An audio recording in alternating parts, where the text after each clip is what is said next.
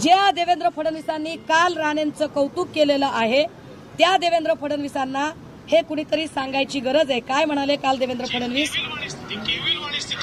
की हे पूजा चव्हाण प्रकरणावरही असेच बोलले होते। यांना बदलापूरचं प्रकरण आता राजकारण वाटतंय। हे राजकारण देवेंद्र फडणवीस मुख्यमंत्र्यांची आणि त्यांच्या सोबतच्या मंत्र्यांची मी बघितली अशी केविलवाणी स्थिती साधारण मुख्यमंत्र्यांची येऊ नये। मी या प्रसंगाला अनुसरून हे सांगितलं पाहिजे की देवेंद्र फडणवीस म्हणाले की नाही राणे साहेब फार चांगले आहेत। ते किती चांगले आहेत त्यांची तारीफ स्वतः देवेंद्र फडणवीस साहेबांनी सभागृहाच्या पटलावर केली आहे। या अनुषंगाने एक चांगलं मोठं राजकीय भाषण केलं। पुष्कळ दिवसांनी विरोधी पक्षाच्या भूमिकेत राणेसाहेब आल्यामुळे खरं म्हणजे राणेसाहेब एक गोष्ट आपण विसरले। मी जरा रेकॉर्ड काढून बघितलं ते जे शेतकऱ्यांच्या आत्महत्येबद्दल 302चा गुन्हा दाखल करा ही मागणी मी नव्हती केली, तुम्ही केली होती।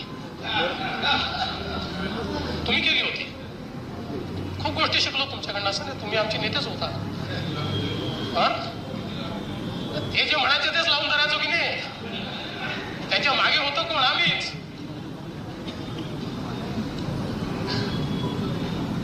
आपण सांगितलं महाराष्ट्राला 3 मुख्यमंत्री वगैरे, साहेब मी एकच मुख्यमंत्री, काळजी करू नका आणि सक्षम आहे।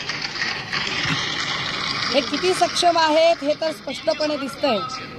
एक रवी इकडे एक रवी तिकडे, गुंडांचा पक्ष कोण सांगताय? कोणी सांगा? भाजप गुंडांचा पक्ष? आश्चर्य आहे। नारायण राणेंनी सांगायचं भाजप गुंडांचा पक्ष आहे, फडणवीसांनी राणेंवरचे सगळे गुन्हे दाखवायचे आणि ते फडणवीस काल कौतुक करतात। काय तुमची दुसरी मागणी होती अंकुश राणेंचं काय झालं?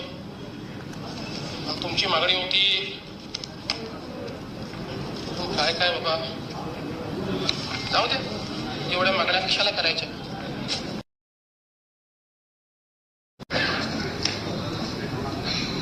ते तर नाही, मला माहित नाही ते तुम्ही म्हणाले मी किती आणि आता तुम्ही सांगायचं भाजप गुंडांचा पक्ष। ज्या श्रीधर नाईक आणि सत्यजित भिसेबद्दल देवेंद्र फडणवीस बोलत आहेत, काल राणे असं म्हणाले की माझा इतिहास माहित नाही का ठाकरेंना? होय होय नारायणराव, तुमचा इतिहास आम्हाला चांगला माहिती आहे। तुमचा इतिहास पोल्ट्री फार्म पासूनचा आम्हाला माहिती आहे। तुमचा इतिहास आम्हाला तिथपासून माहिती आहे। 1990ला जी कणकवली कधी काळी आप्पासाहेब पटवर्धन यांच्या समाजवादी विचारांनी भारावलेली होती, त्या कणकवलीला गुन्हेगाराचा आखाडा करणं हे तुम्ही केलं राणेसाहेब।